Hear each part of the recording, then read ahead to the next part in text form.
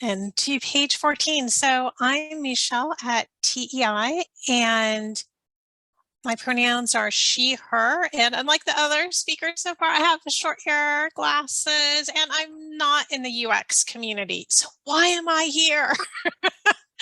Well, like Natalie mentioned at the beginning, there have been a lot of career changes that many of us go through to have a dynamic career. And my story began decades ago out in a regional office. So if other people want to put in the chat box, if they're also in a field office, a regional office for their agencies, because this picture looks so nice compared to when I was at that regional office out in LA. Anyone in the LA field office?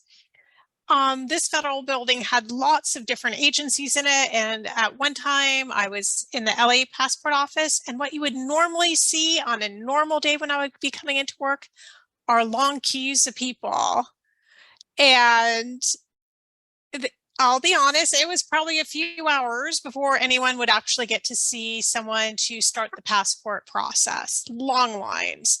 So correctly so, our regional director was very concerned about metrics and how can we become more efficient to reduce that wait time. I also, in that same regional office, worked for the VA, and we had a huge backlog of veterans cases that we needed to adjudicate.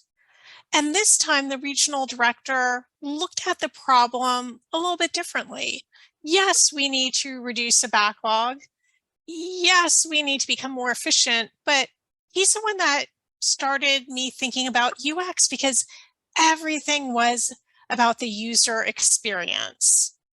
Now, unfortunately, or fortunately, my career projects or initiatives, as Natalie said, caused me to leave that regional office and take another job, different job series.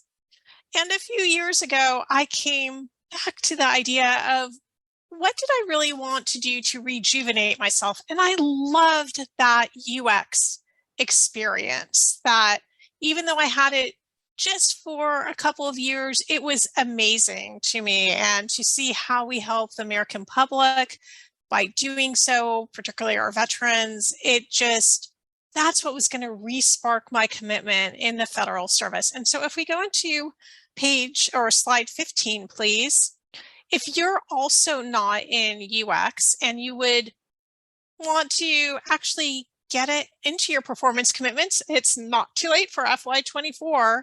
You can do something that's called job crafting, and there are different types of job crafting, but what I did is considered task job crafting. So what that means is I'm not waiting for my boss to say, hey, maybe in a few years from now, we'll hire someone for UX. I'm like, I want to do UX. I don't want to change jobs. I want to add it on to what I'm currently doing.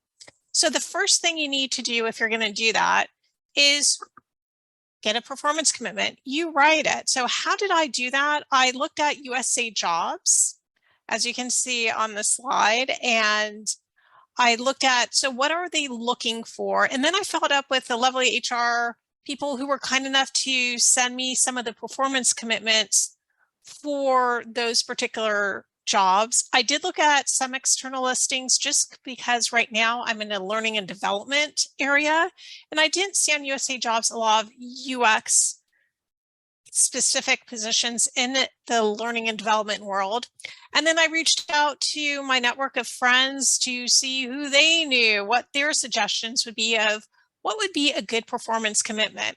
And once you have that performance commitment drafted, to Natalie's point of that organizational savviness, making sure you understand, why would my manager want this added? Yes, there's executive order, but you might have an office or other folks in another division develop that UX is important to you. So how does UX fit into your own team's strategic goals? And so what I did was I looked at our team charter and our strategic goals and those of my divisions. and the departments. And if we go to the next slide, slide 16, please, I looked at, well, what you can do is what's really important for us is increasing employee engagement of our services. And so I can use my UX knowledge to build archetypes or personas, such as here, I'm going to do an archetype for first-time supervisors, for people who it's the first time in a white-collar position, etc. And once we can actually draft curriculum and services more with individuals in mind, that's going to help us make our services, which are for, over 50,000 employees, perhaps more tailored. So I drew from my own experience with individuals who come through TEI that I engage with. I then reached out to other federal employees doing similar work in the learning and development field, and I showed them my archetypes, took constructive criticism from them on it, and also asked them, who am I missing? What archetypes, personas would you add? I reached out to a couple of academics. I did a literature review, and then I tapped into the expertise of the UX community by going to Open Opportunities, and I have the link right there on openops.usajobs.gov, so that I could get just on short term, I did them as one-off tasks in Open Opportunities, UX people to run focus groups and surveys to both validate and improve upon the archetypes and personas. And this really helped us have a much more successful year. We garnered more employees using our services and also more who were returning to us, which I think is always a great sign. And we had great Net Promoter Score. So it was a fabulous experience. So job crafting, if you're not in the UX community right now, is a way that you can start having a more dynamic UX career. And if you are already in the UX space, Carlos has you covered. So over to you, Carlos.